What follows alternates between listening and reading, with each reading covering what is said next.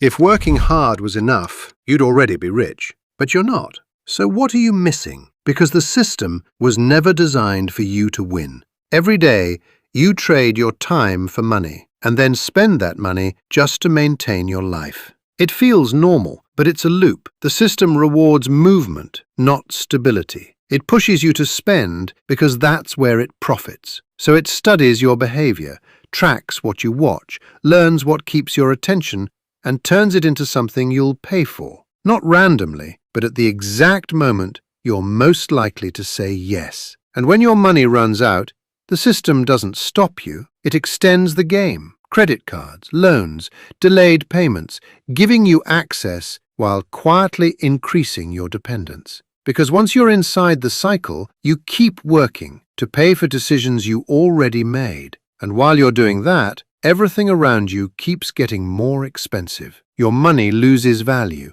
slowly, quietly. So even when you think you're saving, you're not moving forward. Meanwhile, those who understand the system play a different role. They don't rely on effort alone. They position themselves on the other side of the flow. They don't just earn money, they use it to generate more. Because the system isn't broken, it's working perfectly, just not in your favor. Now that you see it, will you keep playing the same way?